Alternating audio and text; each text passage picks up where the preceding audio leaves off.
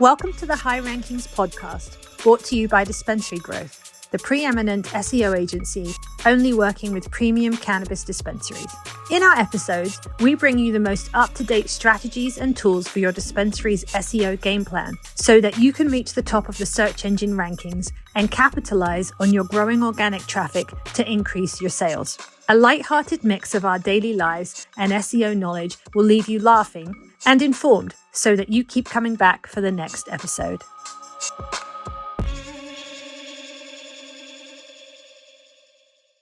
Hello, welcome back to another episode of the High Rankings podcast. Today we are on episode 91. Man, when we get to 100, we should do something to celebrate. You should send me cake or something. That sounds like a good idea. I don't even know what you mean. Anyway, we only have a few more weeks left until we hit 100. And yeah, you should most definitely send me a cake. Anyway, moving on with life. What is new in your world? Okay, so we were talking about this a little bit right before we hopped on. I signed up for a cognitive behavioral therapy. Oh, there's like a specific name for it. Basically going to train my brain how to sleep. That whole insomnia thing, kind of annoying. Very. Cognitive behavior therapy. Yeah, and like insomnia is like a big arm of what they do. So there's like 8 fucking pages of this intake I had to do. It's like they want to know like everything, how you eat, what you eat, when you eat, exercise, what time of day, what kind of exercise, the intensity level. It took me like almost an hour and a half to do all this paperwork. And of course I was kind of irritated because I had to do it. And it was actually like, I thought about like the questions they're asking. I was like, wow, this is actually like, I like how thorough it is. I'm going to do 10 of those to start and then see how it goes. Right. And maybe I stay there. Maybe I go to a different one. Maybe I don't even continue after 10. Because I feel like I can just learn this on YouTube as well, like learn how to do it. Yeah. But at the same time, I think I need somebody telling me how to do it. So I did it virtual. I think I did half virtual, half in person. First one is, I think, in 2 weeks. Yeah, so that's cool. I'm cleaning up my diet, just being like more active as I hit my early 30s. Right. And then I realized, yeah, that's pretty important stuff now. Exercising, eating right, rest, and yeah, just not eating like a fucking sewer rat anymore. It is very easy to get Uber Eats, I will say. It kind of fell in. It's definitely very, very easy because you do it all the time. Yeah, I mean, you push 3 buttons on your phone, you have food at your door in 20 minutes. Like, how is that? I don't see what the downside is to that. Do you know what the thing is? Honestly, it's so expensive. It is so crazy expensive. I just don't get it. It does add up over time. Yes. So that was yesterday. Yesterday, as in MLK Day. What else? It was a matinee hockey game. The Avs lost on a bit of a skid lately, which is, it's an 82-game season. It's going to happen. Goalie played well, though. Went out to dinner a couple times, saw a couple buddies. My buddy has a great, very Midwestern setup in his garage. He has like 2 giant like 4K TVs and then like one kind of bar TV off to the side. He has a 2-car garage, but he's converted it into kind of like a man cave. Yeah. Being here in Denver. Last night it was like 5 degrees. Inside the garage it was like 73 degrees, I think 74 degrees. So that was pretty cool. We had some food, some finger foods and everything. So we were watching the game. We watched the national championship game. Obviously, I didn't have a dog in the fight. I didn't have any money on the line or anything like that. So yeah, it was all right. The game was, it's good to get together. And yeah, some work stuff. Working on, we can't talk about a new product suite, which is pretty exciting. And I think that's it. Yeah, just trying to I'm learning how important it is just to be active, more active, move around. Humans weren't meant to just sit around and be fat slobs. We sure weren't. Anyways, so yeah, that's it. A couple nice dinners. Well, I didn't have a 3-day weekend. I like a 2.5-day weekend. Yeah, I went to a pretty nice restaurant here in Denver, and I told you this off the recording too. Like when you go to a restaurant, same time, like you almost arrive at the same time as like some good friends. You just didn't know you're at the same restaurant, and then you realize it like the day after. Yeah. Yeah, I walked by them twice too. I walked by their table. They were facing the bar, but to walk to they were sitting at the bar. We were sitting in a different part of the restaurant, and to walk to the restroom, you have to walk by the bar. So it's not like they were facing me. I was facing them. Like their backs, were facing me. But yeah, they were like literally right there. Like we could have put our tables together, whatever, like join each other. So yeah, that was Friday, and yeah, just kind of laying up. So how was your extravagant weekend, Kaz?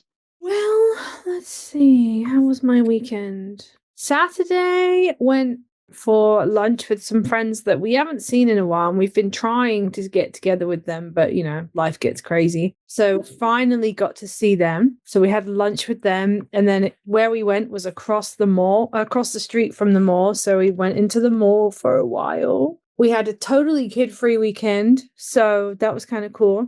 And then Sunday, I know I did some stuff on Sunday, but I chores the bookstore, obviously. Did that. And yesterday was MLK Day, so no school, no post, no banks. I feel like there was other things, but I forget. And also, not where I am, but currently in Florida, it is snowing. 3 to 6 inches? That's what they're saying. We'll see. Yeah, and I told you this off recording too. It's in my car. I wouldn't go 65, to go 55 from 3 to 6 in like 4 high. But obviously in Florida, that's a little different. Yeah. Well, we're used to 100-degree heat and millions of degrees of humidity, not snow and ice. Not snow and ice. So, yeah, but it's currently snowing. And then it's birthday week. For who? For me. I am 25. Maybe 70 years ago you were. Wow, rude. Anyway, I'm 25. So, yeah, I got plans at the weekend to do things with people. Yeah. Dinner. We're going to go to a bakery. I'll probably go to a bookstore because, why would I not? What do you get from the bakery? You said a cake? So I just don't want a whole cake. It's just going to get to waste. But there's this new bakery that's opened up somewhere near us, and their little pastries and stuff look very delicious. So I'd rather just do that than buy a whole cake that's just wasteful. I've already had a birthday cake also. When I went to Ohio, my friends got me the most delicious cake from Whole Foods, which if I wasn't going to the bakery, I'd be like, yeah, let's get one of those cakes. It was the chantilly cake from Whole Foods. And I've had chantilly cake from Publix before, and it's great because Publix bakery is fire. But the one from Whole Foods, you could taste the almond in the sponge. And I love almond flavored things. I love like marzipan and all that kind of stuff. And so the Whole Foods cake was so good. And I was so sad that I had to leave it behind. I think my friend ate it. But yeah, if it wasn't for the fact that A, it's wasteful, and B, there's this new bakery I want to go to, I most definitely would be requesting that specific cake. But yeah, so. Yeah, Whole Foods. I think Whole Foods in general, they've got a great deli. Obviously, there's no Publix here, but yeah, they've got a barbecue pit here in Denver. Great bakery. They just have good shit in general. They do. It's just so freaking expensive. It's like outrageous. Yeah. I mean, the cake was not, at least when I looked online to see if I could order it here, it wasn't awful. But as a general rule, Whole Foods is like, gnarly. And Whole Foods is the one you can order from Amazon with, right? I mean, I guess I could DoorDash myself a whole cake from Whole Foods. Ooh, that's a boss move. I mean, that would be a boss move. But 71. But my Whole Foods is like 40 minutes away, 40 minutes away. And again, same principle. It's just going to go to waste. And I just don't want to be wasteful. I mean, it's 40 minutes that you don't have to use to drive. That's how I look at it. But yeah, if it's just going to go to waste, it's going to go to waste. It's going to go to waste. And, I'm going to eat it. And I don't want to eat a whole cake. I wouldn't eat a whole cake, but you know what I mean? So, yeah. So I'm assuming the weekend will involve a bakery, a bookstore, and then dinner. I think we're going to dinner one of the nights. So have a good sit down dinner with friends. I might have asked you this already. Are you a table person, booth, or bar? I'm always never going to be a bar person. Never, never, never. I hate sitting at a bar. It depends on how many people that are there. If it's just like 2 of us, 3, I'm totally fine with a booth. But I don't want to cram way too many people in a booth either. So I think it depends on the amount of people that are there. But I 110% am not a bar person. I don't really like bars or sitting at bars. Pardon me. I have a buddy whose house we went to last night to watch the games. Like he loves sitting at bars, at the bar. I just feel if I'm going out for dinner, like if I'm going out to have a nice dinner somewhere, I just don't get the nice dinner feel sitting at a bar. I want to sit at a table and take my time and have conversation and be able to interact with everybody. You know what I mean? Yeah. Sitting at a bar does not make me feel like I've gone out for a nice dinner. Now, if I'm just going to like, say I was going to Chili's because we were hungry and it was there and I got the bar, I guess I wouldn't care too much, but I still would prefer a table. I prefer booths. Or booth, sorry, a booth, yeah. 100% booth. I don't care. There's 2 of us. 6 people is kind of hard for a booth. Yeah. But yeah, if there's 2 to 4 of us, a booth, 100%. I like the privacy. Yeah, I would agree with that. But once you start getting bigger than that, it's just difficult. Yeah, it can be kind of hard. But yeah, 100% a booth. Anyway, well, it sounds like a fun weekend. Mm-hmm. Well, sort of. Not really. I'm excited because it's my birthday, so... Yeah, anyway, I feel like you should get me something for your birthday. No. Anyway, moving on. What are we talking about? We're talking about my birthday. That's not what the podcast is about, but that's what we were talking about. Yeah, this episode is about Cass's birthday. Okay. Anyway, what are you buying me for my birthday? No, we're moving on. Oh, that means you haven't bought me anything. You're rude. You'll see. I see nothing, so I'll see. Okay, anyway, what we're talking about in this episode is, real quick, before we start the episode, I know we're not in F1 season yet. It's coming. But, oh my gosh, Lewis Hamilton showed up at Ferrari yesterday looking like an icon. I'm so excited.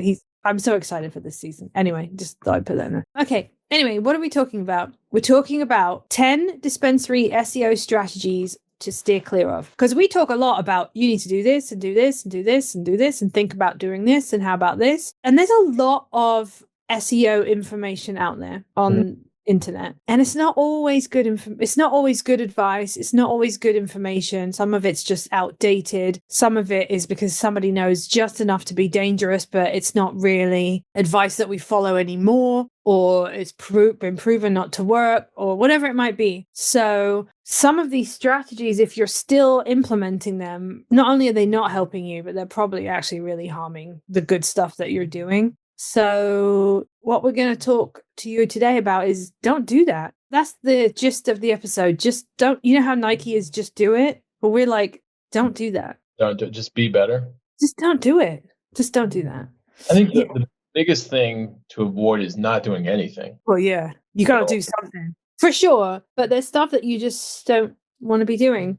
So the first one we're going to talk about is over-optimizing for cannibalization keywords. So real quick, when we talk about cannibalizing keywords, it's when you have, let's say, the same keyword and you've used it multiple times across many pages, whatever type of pages they may be, on your website.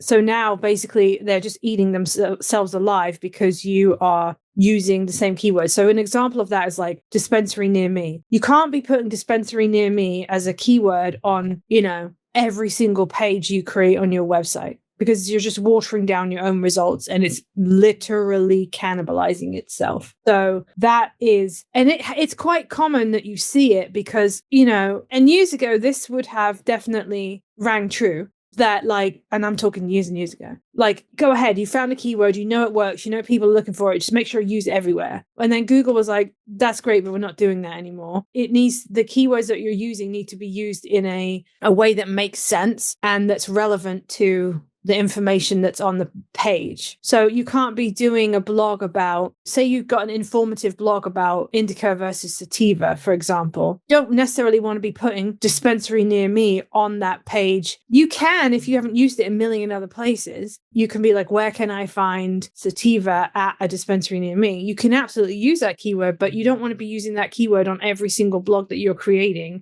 because you're watering it down at that point, cannibalizing. Yeah, it's creating conflict on your website, and it's almost confusing search engines because let's just say Google. You're like, okay, do we rank this page or do we rank? Google ranks web pages, not websites. So Google's do we rank this? Do we rank this? This is competing against itself, so we're just going to move on. And also what happens is you can absolutely ruin your domain authority, because if you're putting it on pages where it's not relevant, when Google scrapes the page and finds that keyword, any authority that you had because your pages and your keywords are making sense, you can lose that because they're like, what? Like, why is this on this page? It's not even making sense.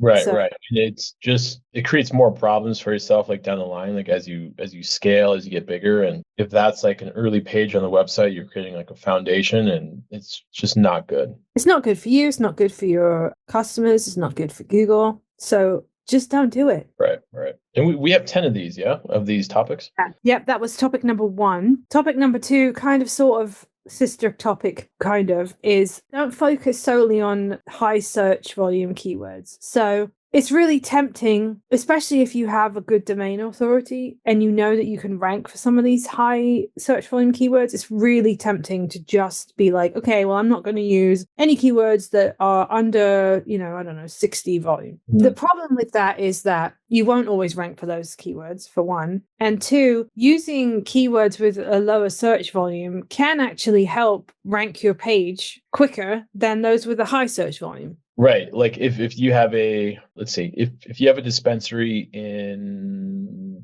I don't know, Traverse City, for example, and then you have a dispensary in like Maryland, maybe like downtown Maryland or like Kansas City, like that keyword volume is going to be very different. And if you only target like on a page, it should be a city page, but if you don't go after like a location where your retailer is, like you're kind of stepping on your own foot. Some of those keywords too can be very, very bottom of the funnel, like a brand. Like we were just looking at some brand keyword research this morning before we hopped on here, and it's a popular brand, but the keyword volume isn't that high, but it's still like a middle to bottom of the funnel keyword as far as transaction. Yeah. That is something that should be optimized or put in your plan for your website. And also sometimes you'll know that there's a trend coming because obviously, you got your fingers on the pulses and you'll know that maybe there's a trend coming, or, there's a brand that's going to come out with this product that's going to be super popular and the keyword volume's just not that great, but it's going to be, you know what I mean? So sometimes getting in early on those keywords could potentially be beneficial to you because they'll start getting more volume. Or it could be time of year. There could be a whole bunch of reasons why. So that's why we always say, like, you need really make sure that you're staying up to date with all of the news and policy changes and stuff around the industry. For that exact reason, is that might not be volume now, but there will be. Right. It moves quick, right? I mean, that's tough. I think how much has changed since, I started working, in SEO, and just the changes that I've witnessed. And it solidly moves real quick. So the next section is covering more content and like UX, user experience mistakes to stay away from. One is using misleading strain names or descriptions, to get like the most clicks, clickbait kind of thing. What would fall in that? So I have to be completely honest, I had to look this up because I was like, what on earth are they talking about? Like misleading strain names, like strain name is a strain name. But I guess, like, at least from what I'm understanding, is that some of the names that they're using they don't necessarily give like an honest reflection of like the profile of the plant. Like, just because, say, you've labeled something as indica or something as sativa, like that can be completely misleading because maybe that particular strain or that particular flower that you've got is super close to sativa and vice versa. So I guess what they're saying is that, like, if you're trying to mislead your consumers into what they're buying, then that's not really great. And the other thing that actually makes sense to me, and I should have thought about it and I didn't, was that sometimes dispensaries or growers can really mislead the consumer by using the same name in one state as they have in another state. I'm sure all of our listeners know you can't cross state lines with your product. So just because it's called, say, Girl Scout cookies in Colorado and you have a Girl Scout cookie in Florida, doesn't mean it's the same. Does not mean it's the same product. But if you're on your website, say you're an MSO and you're on your website and you're effectively marketing them as the same product, the chances of them being the same product are not necessarily that high because they are in 2 different states. They're produced in 2 different states. So they might not have the same chemical makeup. So that was one thing. And then the other thing to think about is some of the strain names. I grabbed a quick list. Rainbow cookies, confetti, like those were considered like potentially too attractive to children. Do you remember when, like, was it Four Loko or something? They started coming out with drinks and they had to change all of their packaging because kids Or like, or like there was a type of cigarette or a vape or something that also was really attractive to kids. I think it's kind of the same point, basically. Like, you should be able to have confidence in your products that you sell, that you don't need to be shady about what you call them or their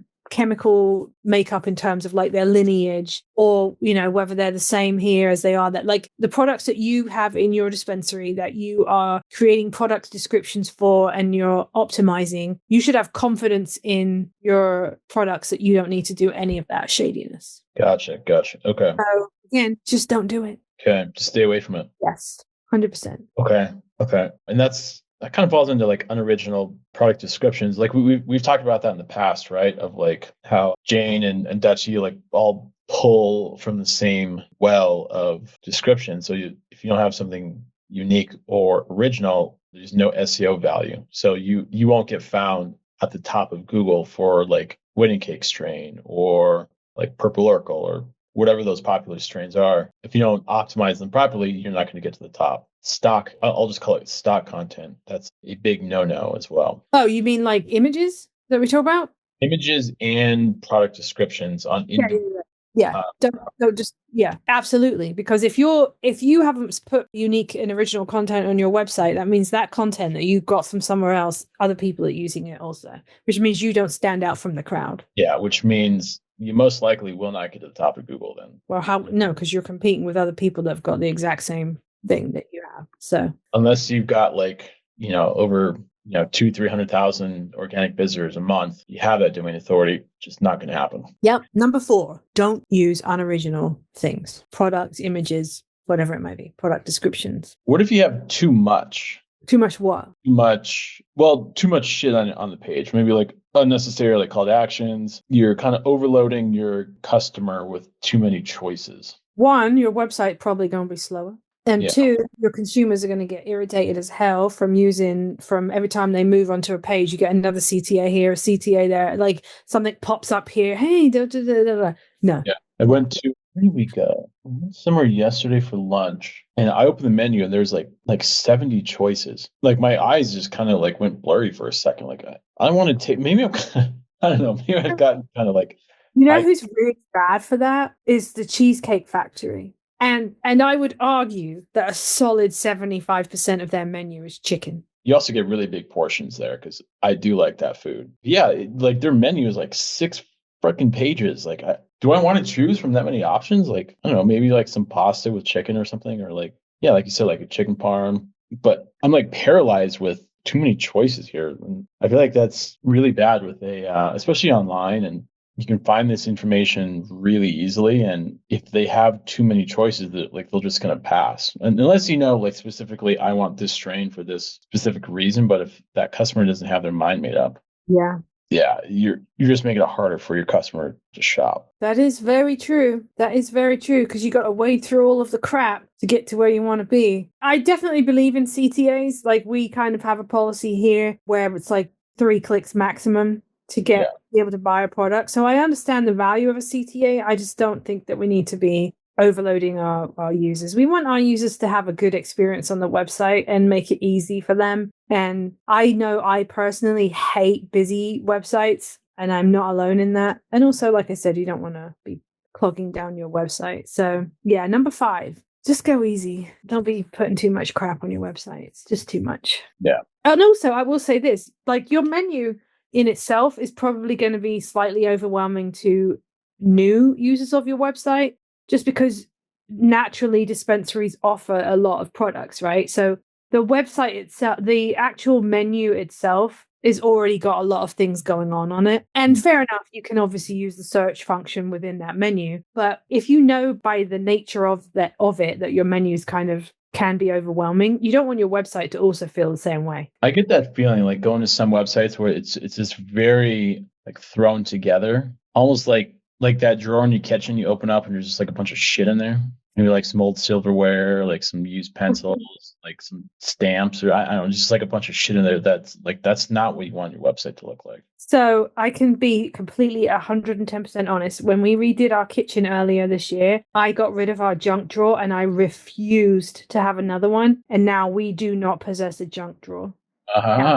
Okay. Because I used to open it and it used to just, oh, and so now, no, everything is completely organized. There is no like junk drawer. But I think I'm one of very few kitchens in America that doesn't have a junk drawer. And it's like so much easier to find your stuff, right? Like what you're looking for. Yeah, because I know where everything is. I mean, honestly, there was stuff that was buried in there that had probably been in there since we moved in, like however 10, 11 years ago. Like, and you just don't know it's there because there's just so much shit. So yeah, I fully understand what you're saying. Fully 100% understand what you're saying. Okay, so number 6.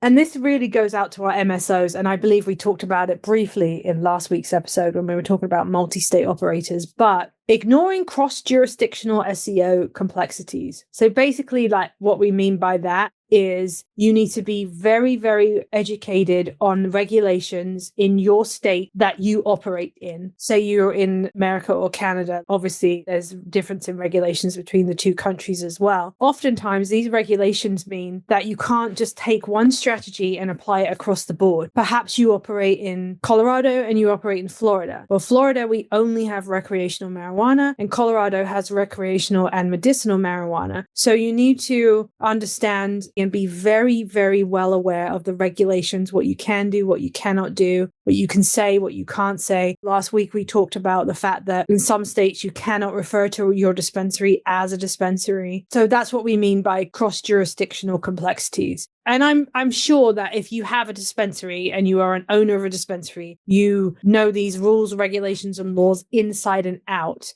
Mm-hmm. But the point of number 6 is that you can't, because the rules and regulations change, you cannot have one strategy that applies across the board if you are an MSO. It's not going to work. And it's also to keep your website up to date with that too. 100%. You might know that, but might not be reflected on your website. Yeah, 100%. You don't be getting yourself in trouble. 100%. Okay, number 7. This is going to be a you question. Well, a you answer at least. Neglecting accessibility in design of your website. Mm-hmm. Neglecting, so like making it hard for your site to be found and used then by your customer. Mm-hmm. So first thing first, the website needs to be found on Google, needs to be indexed is what it's called. So go to Search Console, fire that up, get that going, submit your sitemap, and then on your content, images, put like appropriate fonts and size and on there, and of course, like make your website mobile friendly. Make sure that you have your alt tags like fired up and just make it really easy for Google to understand what your website is about. So dispensary, you want to have, let's say you're like in Colorado, you want to have content about dispensaries in Colorado. You want to Colorado content, what's unique about it. And then if you have a dispensary in Denver, have that content about Denver, have images of Denver, have images of what makes Denver unique. And then be sure and like on the technical side, use alt tags. Don't have like green text on like a green background. Google can read it because of the code, like the paragraph text on the back end of the code, but your users can't read it. So this is very basic principles here. And just don't make your customers' life harder when they find your website. Make it easier. Like don't have that giant menu at Cheesecake Factory with like fucking like 6 foldable pages, right? Like 4 flavors of cheesecake and like maybe like 5 options for lunch or something like that. I mean, I don't know because I'm not a cheesecake fan. Like if cheesecake's on the dessert menu, it's probably going to be one of the last things I pick. My husband is the absolute opposite. But I will say their cheesecakes, I've had their cheesecake before and it is pretty freaking good. Banging. It is banging. Really solid. But their pieces are massive. It's one of those, you just can't, like you said, you did say their portions are huge and they really are absolutely gigantic. Yeah. And their plates come out like ripping hot too. Yeah. But that bread though. Ooh, wait. Yeah, bread is life, fam. Yeah. Oh, all right. So number 8, we highly recommend that you do not invest in expired domains that may or may not have questionable history. So I've tested this. I've bought like old domains in like 301, because you're buying it for the backlink profile. The idea here is that you buy an expired domain, and rather than buying a brand new website, with zero history, zero authority in search engines, you are buying an expired domain that has a history, that has visitors in the past, that has backlinks, that has all that. So you're not building a brand new house or a brand new like office building trying to get tenants. You're building like a foreclosed office building. Yep. But you don't know if that office building has had squatters. No, it's a bunch of like random shit in there. Termites. Yeah, and like animals, maybe like a breed of animals that we've never even seen. Squirrels in the attic. Yeah, like weird shit, like like we don't know what's going on in there. That's kind of what you're doing, kind of. It's exaggerated, but yeah, Google.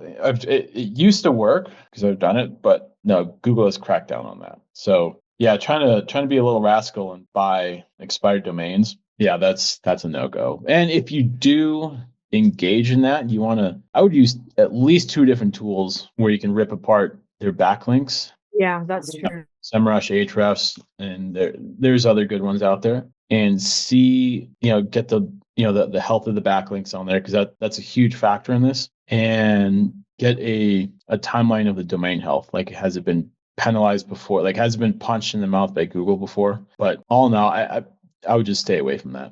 It used to work, but I wouldn't do it anymore. So that actually brings us pretty nicely on to link building campaigns and why you should not be running an aggressive link building campaign, especially because the industry is so regulated. So I know you know a bit more than I do about link building, but directory spamming. Yeah, just kind of the spray and pray thing. You just copy your name, address, phone number. Like, you have to sign up for the directories, of course. Yeah. Put your dispensary on the directory, but the kind of spray and pray thing doesn't really work anymore. Used to. It's more about quality of the backlink versus how many can you get. Yeah. So basically, when you're doing your backlinks, or whoever's doing your backlinks, the point is that really you want to make sure that those backlinks are from reputable sources, not just, hey, I'm going to pay a company $500 to give me however many backlinks. You really want them to be reputable sources. And that's this, like you said, this really is a case of quality over quantity, because you can do yourself a lot of harm with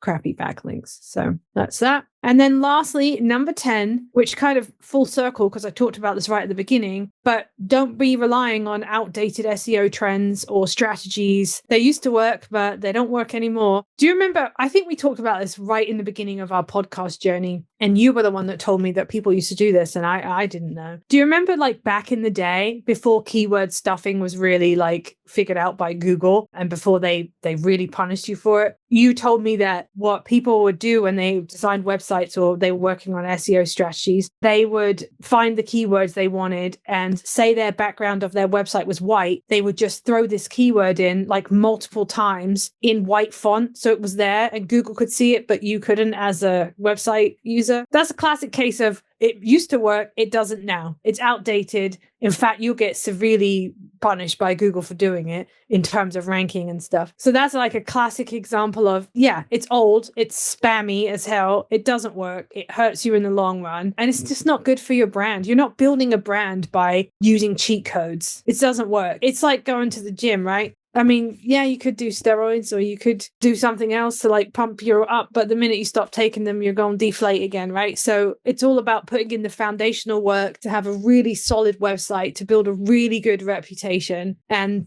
that in turn will help your rankings on Google. But doing old, spammy, outdated SEO tricks is not the same as quality SEO strategies. It's just not. Building that brand is like branded searches is still like one of the biggest ranking factors still. Like there's this quote leak, which I don't think it was real, but like I questioned it for sure. But branded searches is such a key component. And like, you think about it, right? Like if you're a growing retailer, got different locations in different states, more people are searching for for Kaz's dispensary in, Maryland, the Midwest, than California, like wherever those locations are.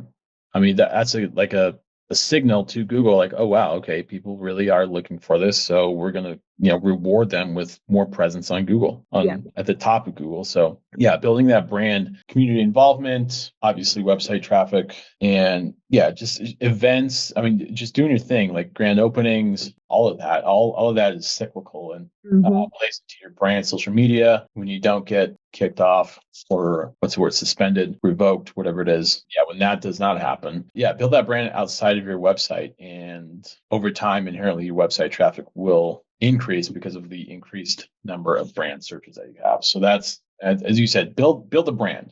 Right. That's how you also stay ahead of your competitors in your area. Build the brand. 100%. And customers. Well, that's it then. That's 10. That's 10 of just don't do it. Just don't do that. Just it's icky.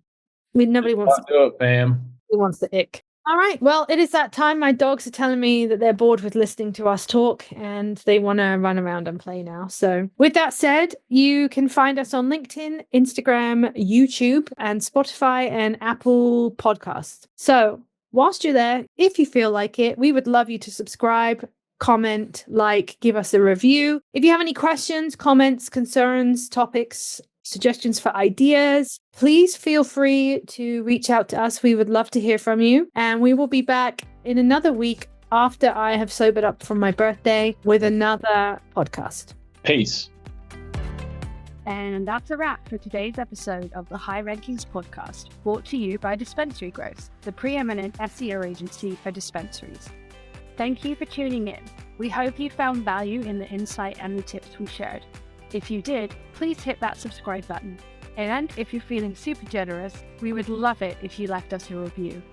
If there's a specific topic you'd like us to cover in a future episode, or if you have any questions, you can go ahead and find us on LinkedIn or YouTube. We'll see you next time.